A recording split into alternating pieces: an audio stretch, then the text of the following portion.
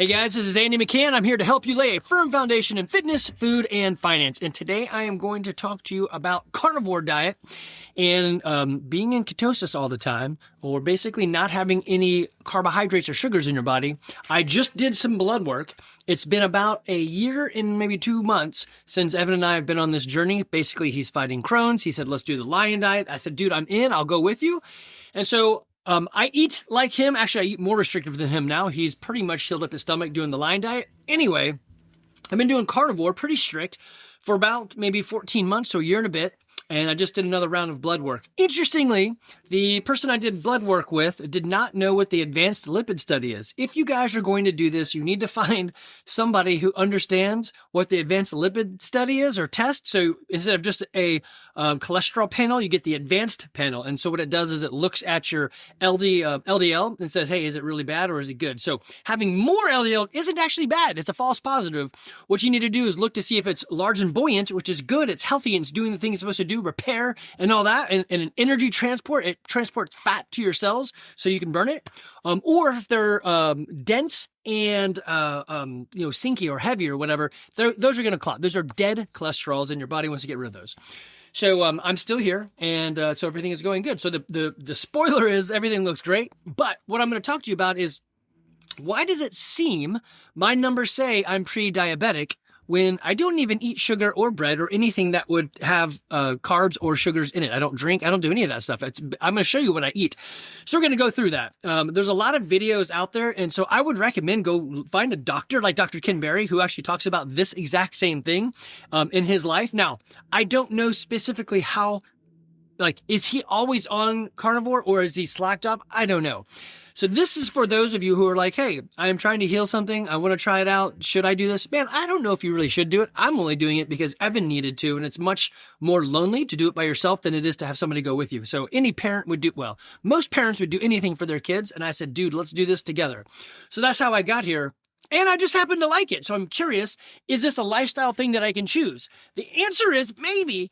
I am of the philosophy that if you and I can have different blood types, yet our organs work pretty much the same, then it is possible to have different stomach types, different, nervous system types. Not everything has to be exactly the same. I think it's similar, but it's not exactly the same. So let's say my blood is A positive, and if I gave it to you as a B positive, you would die. So potentially not everything works the same way. And it's true. I'm an unfrozen caveman lawyer. I'm only talking to you out of what I have done. I am by no means an expert, but I am telling you I have done a lot of research, and I know for me this really works. So I'm going to go through it all. But you should always go find someone who's actually wise and not an idiot like me.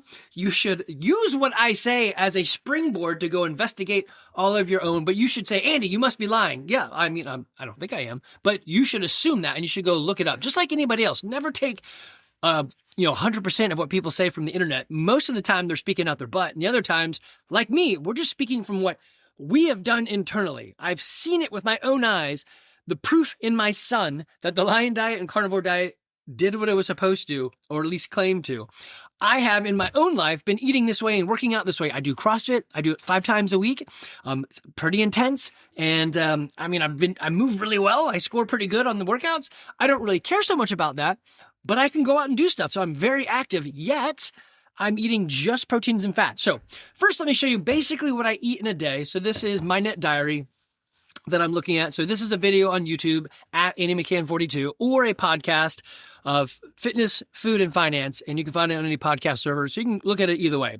I will describe it, of course. But the picture is of your daily budget of calories. So this thing said, hey, you should be at about 2,300 calories is your budget. Yeah, it sounds okay. But with what I'm doing now, I'm eating over 4,000 calories a day so that I don't keep losing weight.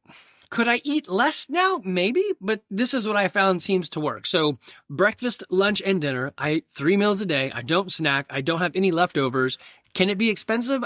Maybe, I guess. But again, I don't have any leftovers. I don't have any wasted food.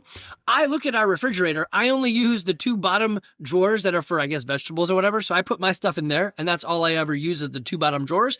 It's got meat, cheese, butter, and I have my own eggs because we have chickens, and I use those. So Yes, I think I'm saving money, but it's not about saving money. It's about, well, firstly, it's about going along with Evan so he can get through this thing and say, at least somebody else is in the suck with me. For me, it's just, I actually weirdly enjoy eating this way. I know it's stupid, and I don't think I would recommend it to anybody to eat like this. So, breakfast for me typically is 6 over easy eggs. I just like them that way, and it's a lot of salt on them, and yeah, that's what I eat.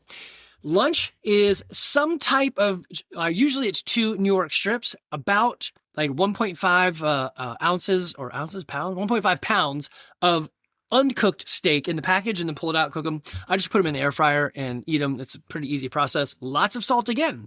I do drink coffee in the morning with nothing else in it. It's just coffee. And I drink a lot of salty water, so I make my own electrolytes. You can watch a different video for that. And I put it in my water to taste. So I've come up to the idea that it doesn't really matter so much as long as you're not cramping when you work out. I do feel my calves as thick as I walk around. And so then I add some more electrolytes to my water or drink more of it. But I have found this. I need to stop drinking salty water by around 4 p.m. Otherwise, I'm going to pee all through the night. I just get up a lot. So if I stop by 4, then I can sleep relatively normal. So watch out for that. You salt to taste, or you electrolyte to taste. So electrolytes are salt, magnesium, potassium. You can use various degrees of different types of ingredients. Make sure you pick the right stuff for you. Also, not all magnesium is created equal, so, try different things. But I mean, potassium too, right? So potassium citrate may knock you out of ketosis. I don't think that's going to be the case, especially for me. I just don't eat that many carbs, right?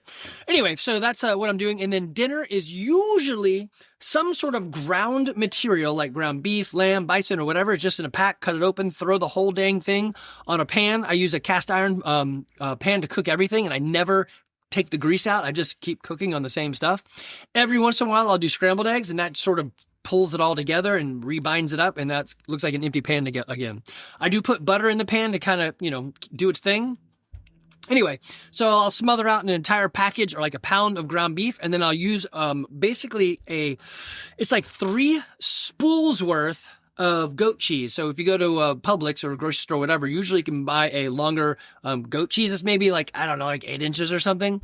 And it's about, I guess, again, if you put, sewing thread together, the spools, it's about 3 of those. I'll eat the whole dang thing spread across the ground beef. So yeah, it's a lot of protein and fat. That's what I eat pretty much every day. The same thing every day. I know you're thinking, Andy, that's pretty dang boring. I know, and I'm just made this way and it works. So the question is, what does my blood work look like? Am I killing myself? The numbers do show that I am pre-diabetic, but obviously that can't be true because I don't even eat sugar or bread or anything else. So it's something else. And so here's the thing. In monitoring for the result, they're looking at other things that typically lead you there, but aren't necessarily the result. So in monitoring for becoming pre-diabetic, they look at your A1C. How long does sugar stay in your blood cell? That sounds like a great idea. It doesn't actually mean you're pre-diabetic. It's just a measurement that typically means that. It's like measuring, how many people that got to second base made it to first? Well, I mean, pretty much everybody. But did they steal second or did they get a bat to second? Well, I don't, well, actually, there's probably a stat for that, but I don't know. It just says they were on second, they were on first. So getting on first, yes, I have to have an A1C. I have to get on first, but did I steal it? Or did I get batted there? Or did I bat myself there? Thinking about that, there's probably a stat for it. I don't know baseball very well, and I don't do stat sheets like that. Although that data aspect would really intrigue me. So anyway, they're measuring a thing that tells a thing. They're not measuring the thing, right? How tall are you? They stand you against the wall and they measure it. They're actually measuring how tall are you.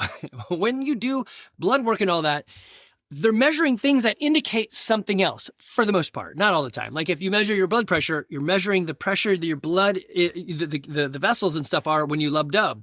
Your systolic and diastolic blood pressure, that's what they're measuring. Now, they can say from your blood pressure, I think you have ... because that's usually a precursor. So we're going to go through some of those numbers. I'm going to take you through my entire LabCorp. Yeah, it's still up. I'll take you through the whole thing. I'm not going to go back through what every single one of these are because you've probably listened to a bunch of these and you should know. I'm just going to hit the highlights and reel you in on some of the important ones. The biggest things are, yes, my numbers show me it's super high cholesterol. That's okay. You have to have cholesterol in your body. If you don't have cholesterol, you die. Your brain is cholesterol. The transport vehicle for fat as an energy system is cholesterol. So your cholesterol will actually go out and pull the bad stuff out and then remove it from your body. It's a cleanup system. So you have to have some amount of cholesterol. They for a long time have said, hey, cholesterol is bad for you. Now they're changing their tune. Some people are changing their tune and saying, you know what? It's never been cholesterol. It's been sugar or sweetener or high processed food. I don't know. All I can tell you is what's happening in my life. I just told you what I eat, and you're thinking to yourself, really? You eat that every day? Yes, that is what I eat. You could ask my wife, you could ask my kids, you can text me, you can email me. This is what I eat. I know, super boring, but weirdly, I'm okay with it and I like it. And I eat a lot of salt. And my salt is totally fine. So here's some of the edicts that I kind of go with is, your body is the ultimate adaptation machine. It's going to adapt to whatever you give it. My body is adapting to what I'm doing now. I'm now burning a lot more fat than I am carbohydrates because I have none. Your body has to have sugar. So my body is saying, hey, I'm going to make some sugar. It will make sugar, glucose on its own, not sugar, but glucose, right? So it's going to make it. And then my A1C gets spiked because my blood cells are holding on to the sugar so that my brain can use it later on, or the glucose, right? So your body dams up or releases based on what you have. I eat a lot of salt and a lot of fat. My body has released it. I don't hold on to that. So weirdly, my numbers are super low on fat. And I did actually I should pull that back up. I did a BMI scan and they said I have a 16.1 or something like that % body fat. I mean, it's crazy. I eat a lot of fat. So apparently fat doesn't make you fat. Anyway, your body will adapt and your body will either put up a dam to reservoir whatever it's missing, or let it go if it's got it. Okay. All right. So if you're looking at the picture, you see my carbs on this particular day back in October 18th of 2024. So I don't track my food anymore. I know what I eat. It's the same damn thing every day. My carbohydrates was 4, which comes from the goat cheese. So I guess, yes, I am eating some carbohydrates in the goat cheese. It's like 4 grams. So that's nothing.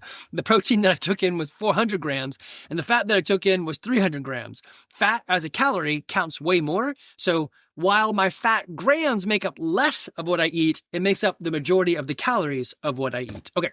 So let me move on to the lab work. That's always funny. I just looked, it's been 12 minutes.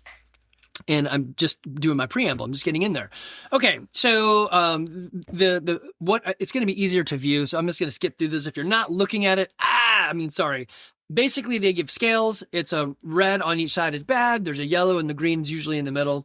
Doesn't necessarily mean all that. But anyway, there's a white blood count, red blood count, hemoglobin. All that stuff is fine. So basically, the numbers look great. Even the ones that you think, well, hey, shouldn't that be off? So far, no. And I'm going to go through some of those ones that should be off. All right, I do find this one to be fascinating. I feel like my body is a bit better at fighting off diseases. And it even says right here, this EOS absolute. Basically, the disease-fighting white blood cells is super low and normal.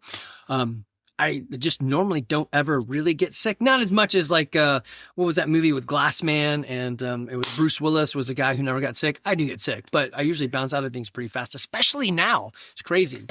All right, let me pause you and find some more interesting stats.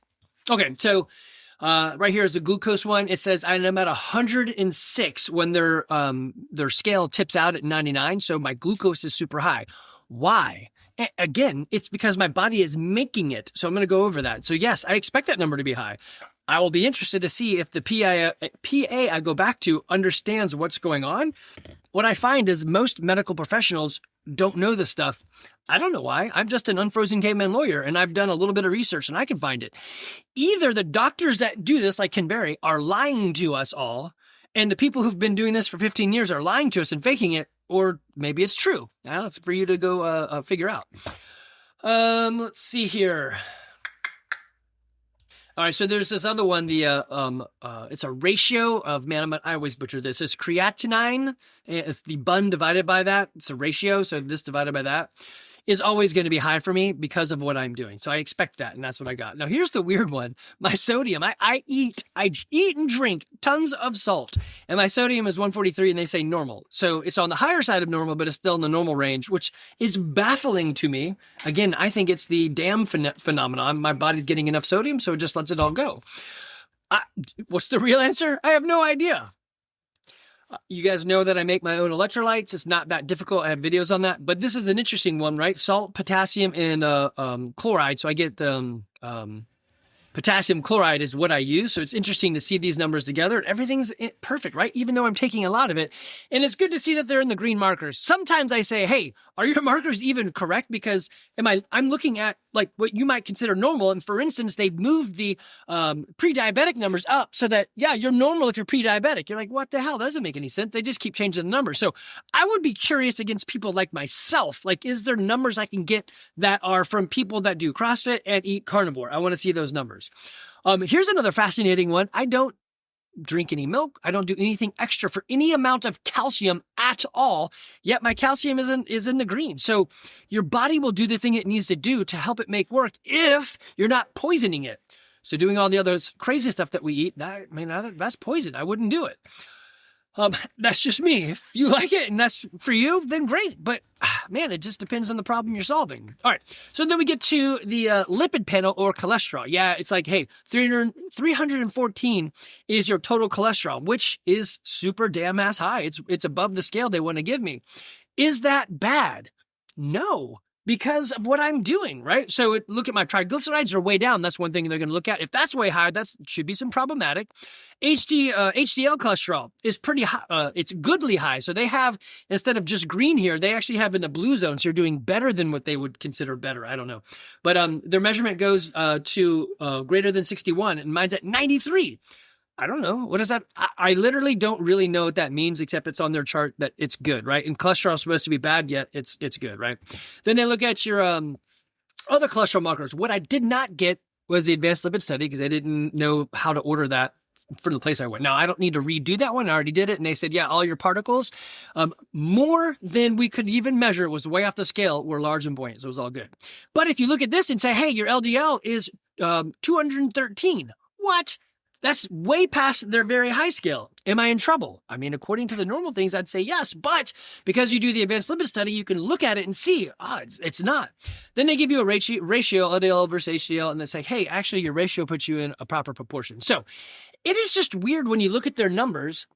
If you don't go into it with some context, you're going to get a different viewpoint unless you know to compare things like triglycerides and the ratio and so forth. Okay, so here's another one, A1C. I think I measured it at, there it is, 5.8. So that's pre-diabetic. So am I pre-diabetic? I mean, if you look at the number, sure, it means I'm pre-diabetic, right? No, that means the thing that they measure to see how your body's responding to insulin is showing a thing that usually leads to the pre-diabetic. So no, the answer is no. Why? I'm going to go through that. In a nutshell, my body holds on to sugar longer because I don't use it the way it's intended, or I don't give it an abundance of. And so maybe I'm doing it the way it's intended actually, right? But it holds sugar longer. So if you look at like what is A1C, it measures the average amount of glucose in your blood over an extended period, 8 to 12 weeks of time, right? So my body's holding on to it longer. How do they tell? Man, I don't even know. You feel like I should actually do this test multiple times, but whatever. They pull up the number. Testosterone actually still pretty good. I'm drinking a lot of coffee. If you listen to that podcast way back in the day, I did a how caffeine affects my testosterone. Weirdly, when I'm on caffeine, I have more testosterone. I don't know. It's super strange. Okay, what else? Oh, so here's an interesting one. It's the prostate test. So like they do, instead of now sticking the finger in the rear end, a lot of times they'll actually do the PSA. So they'll prostate specific AG. So it's like looking to see, do you have cancer-ish cells that would indicate prostate cancer? No. Does it mean you have prostate cancer? Not necessarily. Does this also mean that I don't? Not necessarily. You could have it without the numbers, which is crazy. But most of the time, most of the people mostly present in this way. Anyway, my number is 0.3. They're like, stop really measuring it. They're like, hey, you're off the chart. So I think, I don't know if this is the answer, but some people speculate that cancer could be a form of parasite. I know. Is it? I don't know. But some people are putting that out there. Parasites live on sugar. Cancer eats sugar. I didn't know cancer could eat, but they're saying cancer eats sugar. Parasites eat sugar. So could it be? Maybe, but I don't have any sugar. I don't need it. So I do have glucose, but my body makes it and stores it in the blood cells. So it's different, right? So fascinating stuff. Anyway, it's all signs point to you're pretty good. It does say my vitamin D is getting into kind of insufficient, so I'll probably take my shirt off more at the gym. No, just kidding. I don't do that. But I'll probably walk around with my shirt off. Vitamin B is okay. Everything else, is looking great. So what does this mean? All right. I'm going to let you in on my secret. I have trained ChatGPT with my blood work for the last couple of years. I put like historical stuff in there. I also said, hey, you can prompt it and see what it says. I said, just give me what you think. And it gave me pretty good answers for just act like a doctor, right? Act like a physician assistant or whatever. And then I went back and said, hey, take everything you know about me, that I'm doing carnivore for the last 14 months and I do CrossFit and I haven't been sleeping great. Then tell me if these numbers are off, right? And so it gave me more specific answers. I said, also tell me some things you would recommend. Now, do I listen to ChatGPT? No, just like you shouldn't really listen to me. I took its stuff and used that as a springboard to do some research. So I'm going to go through some of these things with you because I find them to be super interesting and potentially you're going down this road and you want to know. So it did throw out that, hey, potentially your glucose was higher because you had either stress, which I'm not a very stressed guy, or had a bad night's sleep, which sometimes I get up to pee a lot and that can mess up my sleep. I got to really dial in the when do I stop drinking my electrolytes, right? Also said, hey, you could have had a cortisol, man, spike because of training. And that's a yes. I did not train that morning, but maybe I didn't give myself enough time. Maybe I should have been 2 days off rather than just 10 hours off, right? So it's saying maybe I should shift to a less intensity, which I don't want to. It's just saying, hey, maybe that's what you want to do. And the answer is no, I don't. Okay, so the things that it said that I should watch based on the normal doctor type of analysis would be LDL and ApoB, which I already know about that. Glucose and A1C, which I already know about that. And the bun creatinine and insulin, whatever ratio, which I already know about that. The other one that I wasn't sure of was vitamin D. So I am going to, like I said, shirt off while I do some chores outside. But what about somebody that knows like a Dr. Ken Berry? Actually, and here's what I did. I took one of the podcasts or videos, transcripts that really talked about this. I said, hey, knowing this, pasted it in, what would you tell me something different? Act like this doctor, right? And so let's see what it would say. All right, I did ask it, hey, tell me about glucose and why it would say this based on what you know about me. So I'm going to hit that one real quick, and then I'll go back into the other side of it. But I said, hey, explain this to me like a fifth grader. What's going on? So, it's exactly what I've already told you, but it was just fascinating. Your muscles would like to burn sugar, carbs, and then fat, and then it's going to start eating your own body for fuel. I have been training my body to say, no, I'm going to take fat because that's what I have available, which means it needs to save the glucose that it did make for my brain, which is going to move up some of the other numbers like A1C, right? So, it can get a whole lot more complicated, but that's the rough idea of it is your body knows a thing and is doing a thing to help the thing so that it stabilizes and functions very well. And there's a thing called physiological insulin resistance. So it's not actually like you're insulin resistant, but the things that I'm doing make it appear that way. And one of them is using fat as your primary source. So my body is oxidizing fat as an energy. And it's going to cause a temporary resistance to insulin because I'm not using it as a fuel, but it's not really resistant. So I'm not becoming diabetic, right? So if you had my numbers and you are sedentary, overweight, inflamed, and eating a standard American diet, you'll have the standard American problems, but then all of this would be a problem. But because this is what I'm doing for health and fitness, my body is deliberately holding on to glucose because I need it, right? Your body has to have it and it will make it on its own.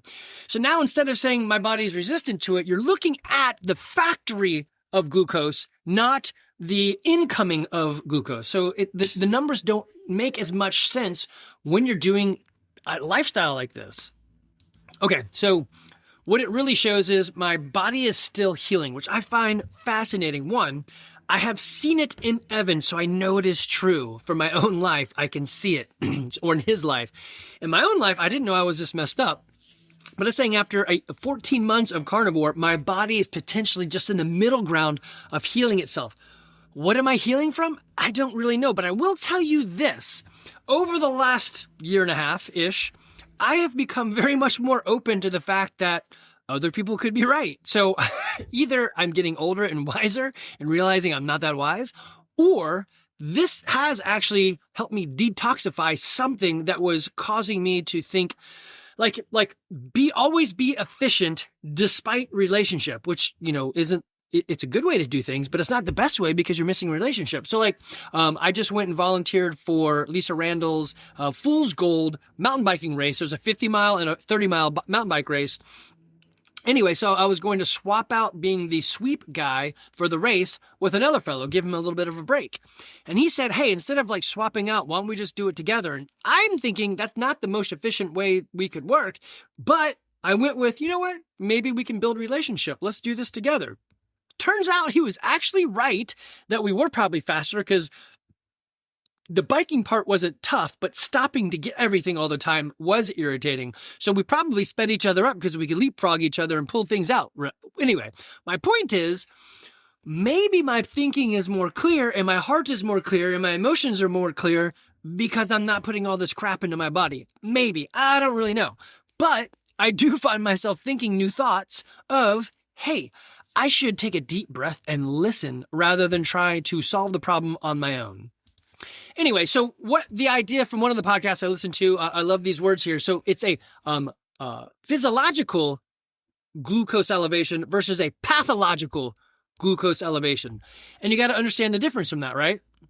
So if you're putting carbs and sugar into your body, then that's pathological, right? If it's something from stress and workout and fasting, that's physiological. So it's a representation of the things I did, not the stuff that I consumed. Okay, so there's an idea of the dawn phenomenon where your cortisol surges in the morning.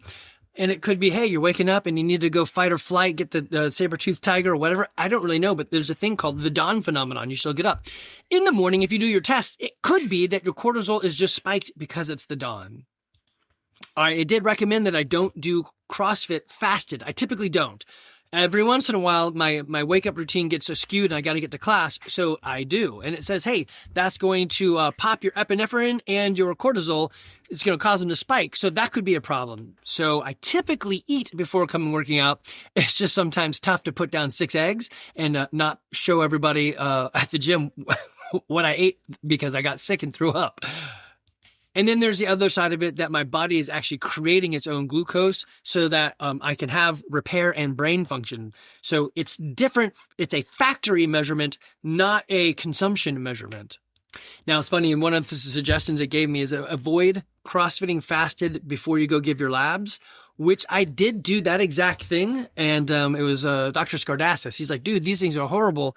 I said, well, I did work out beforehand, but I was fasted. He's like, yeah, that's going to make it worse. So I didn't know that, and I did work out fasted, and it did spike everything. So the tool is correct. It rightly identified what other people have said, which is fascinating to me. Again, do I believe it 100%?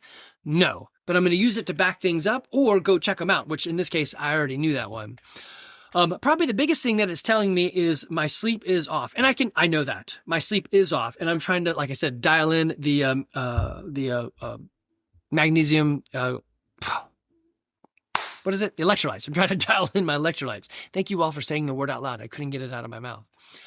So what I will do is continue to measure and see where my blood work goes. But here's what I want you guys to know. Yes, this is really dang hard. I don't know very many people that would willingly torture themselves like this, though I don't find it to be torture. I actually find it to be joy. I don't understand why. And I don't know if many of you guys would. I don't know if I would tell you guys to do this, except that in my own life, it's working out really well. I do buy into the idea that, because we could have different blood types, we probably have different body types, whatever that means. And not everything works out the way it should. For instance, I know people that are at the gym, vegetarian and vegan and so forth, doing just fine. I know people at the gym that are doing like this, carnivore. A couple guys are. And it's working out just fine. I have one other guy doing this that says he loves it just as much as me. So that's fascinating. Are we both broken? I don't know. I would suspect if they took all of our details and measurements or whatever, we would be a whole lot more similar than dissimilar. Possibly because of the idea that we both like all this protein, fat, and salt. I don't know. Okay, I'm going to leave you with this. It is not what I thought it would be. It is not calories in, calories out. It is not, I don't know. It's not torturous. Going carnivore and staying in ketosis is not what I thought. I thought I'd have a hard time doing adventure races. I go out in the woods and this next race coming up is 10 hours in the woods. And all I really need to remember is make sure I take in enough salt so my calves don't cramp up. I feel them kind of thick right now, which I didn't drink much yesterday because I was out volunteering all day. But I'll rectify that today. So that's something that I watch for and look for. guys, it's not impossible. It's just not very easy. But living diseased is not very easy either. And yes, you could take a pill. I just think that there's a better way to do it. You could fix things with food as a nutrition rather than food as entertainment. Most of what we eat is just dumb entertainment, and I just don't think it's right for you. It is true. I do not eat fast food. I haven't had fast food in a very long time. I honestly don't even remember the last time I went to a place that has like a McDonald's type fast food. I have been to a place with a drive-in window that Euro Village has a drive-through window. So, but it's a sit-down restaurant, so that's a kind of a weird one. I guess everything these days with your call it up and go get your food, Dash and Dine or Dine and Dash. No, that's not what it's called. DoorDash. All of that sort of have its own ability to have a drive-through, makeshift, but I'm just talking about food that is either, fast prepared or whatever. Wouldn't even consider it food. I haven't had that in a very long time. I actually won't eat rather than eat that other stuff. Every once in a while, I'll try, where did we go? I took the breaded off the chicken. Oh, it was Sharp Top. I was like, I guess I'll give it a shot. And I took the bread off the chicken and had some of the chicken. I was like, I'm not even sure this is chicken. It doesn't feel right in my mouth. But it's been a long time since I've had chicken. I usually eat some sort of ruminant meat, lamb, bison, cow, venison, whatever. So maybe it was right and I just didn't, notice it. I'll give you this. This stuff isn't complicated either, but it's not easy. It's done much better if you have a guide. If you need a guide, I probably am not your guy. I bill myself out at $1,000 an hour. One, because I am that good. Two, I really don't like to work with people that don't actually do what they hired you to help them with. So the number of times you tell people, it's the stupid stuff you're eating. They're like, it can't be. You're like, it literally is. You can't eat a Twinkie and expect not to have a Twinkie in your body. They're like, no, that has to be wrong. All right, I'm done. I can't do it. I don't suffer fools very well, especially when you're asking for advice. Don't ask for advice if you don't want it. So yes, I charge a lot. Or on the other side, track your food and your movement for 2 weeks. Show it to me. I'll help you for free for an hour. The reason I do that is if you track your movement and your food intake, in a tool like My Net Diary or MyFitnessPal or something like that for food, then it is going to work. My brother is actually developing on our, let's see if actually maybe it's already up. Let's see, Garage Fitness Online. He has got a tool here. Yeah, it is up there. It is FitFlow. Find out more. Can I download it or use it? So he has got a tool that he's putting together, and you can take a picture and track your food. So it's pretty cool. So go to garagefitness.online and then click on FitFlow, and you'll see the app that he's developing. Let's see if I can actually pull it up on my computer. Probably the answer is no. Yeah, because they want me to download an app, and I can't show you on my screen. But you can get that. Also, we listed out some unique workouts while he's working on the beta side of his app. It'll use AI and what I've already been putting into 20 years of CrossFit programming and so forth. So it takes that and kind of adjusts it and helps, I guess, lean it towards the way that you want. So is it the best? No, but hopefully it's something you'll do. So if you do something that you like, then you'll probably do it. Or you can download these PDFs and you can see workouts. So it gives you, let me open one of them up. So it'll give you a workout and then it tells you a little bit about it and says, hey, here's your stimulus. It's supposed to be sprint with, shooting for 7 minutes or whatever. So the idea is it gives you tools and empowers you to do on your own. All that is completely free. Yes, one day we will charge for it, but while we're building it out, help us test it. If it's broken, you'll let us know. So you can find that at garagefitness.online and click on the links. You'll see it all there. Guys, again, it is not hard. It's just not easy either. If you want help, just simply ask, but give me the 2 weeks of data points or be willing to pay me $1,000 an hour. Or come to the gym and I'll help you for free in there too. Usually it's a quick conversation. And the conversations are usually very short and pointed.